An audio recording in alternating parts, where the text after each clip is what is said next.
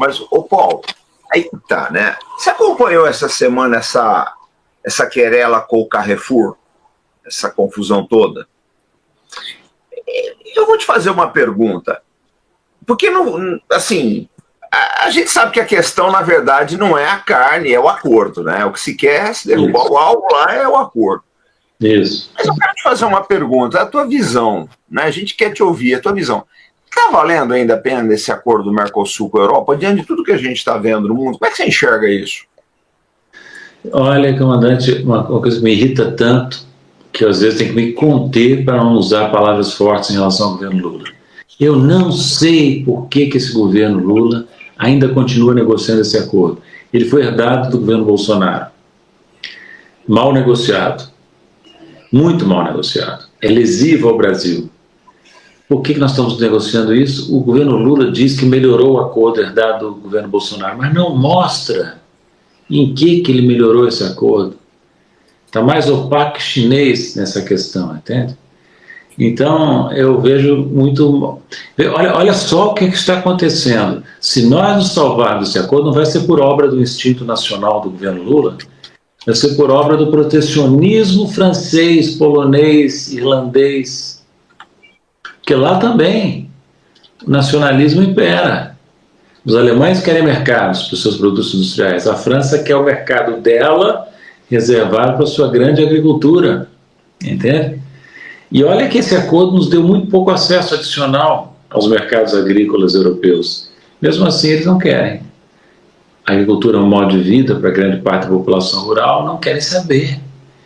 E se protegem, mesmo uma pequena concessão. Olha, se bobear, a ânsia do Lula é tal para fazer esse acordo, que se bobear, o Brasil aceita reduzir ainda mais as vantagens que tem no lado agrícola para aplacar os interesses europeus contrariados.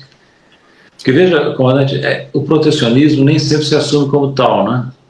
No caso europeu, por exemplo, não é o único exemplo, o que nós temos é um protecionismo politicamente correto. Os sul-americanos não respeitam as condições ambientais, nós somos obrigados a respeitar, então querem, sob o pretexto de preservar o meio ambiente, impedir o nosso acesso ao mercado deles, onde eles não são competitivos conosco, né? Os produtos agropecuários. Mas e a agricultura familiar? Aí não. Que se ferre a agricultura familiar brasileira, que eles querem exportar para cá os produtos que competem com a nossa agricultura familiar. Eu fico pasmo, volto a dizer, de ver o Brasil tão indefeso nessa negociação. Tão indefeso, sabe? Eu estou usando palavras fortes, podia usar ainda palavras mais fortes, que eu acho que é um papelão o que o Itamaraty, a Presidência da República, o Ministério do Desenvolvimento do Comércio estão fazendo nessa negociação. E a gente tem que dar vivos à França? A França é que vai nos salvar dessa enrascada? Pelo amor de Deus. Agora, deixa eu te fazer um outro questionamento também. A gente viu aqui no Brasil, Paulo, em função disso, né, uma reação muito grande, não só do agronegócio, mas das autoridades brasileiras também. Tá? A própria imprensa alinhou com isso e da sociedade, a gente viu nas redes sociais. Você acha que o brasileiro está acordando para o papel dele no mundo? Havia um papel de... houve uma semi-revolta contra a França aqui, né? Mas como é que você vê tudo isso daí? É que o setor brasileiro que ganha um pouco com o acordo é o setor agropecuário, que tem influência na mídia e no governo. Aí os franceses abusaram da paciência também, boicotaram a carne brasileira, Carrefour, etc. Aí o pessoal ficou ferido nos seus brios e passou a protestar, né? Mas, olha, a maneira de protestar do governo brasileiro é pífia, sabe? Péssima postura. O Lula fica falando, a França não apita nada. Como é que o Lula pode falar um negócio desse? Como é que o presidente da República... O Lula devia falar menos e falar melhor.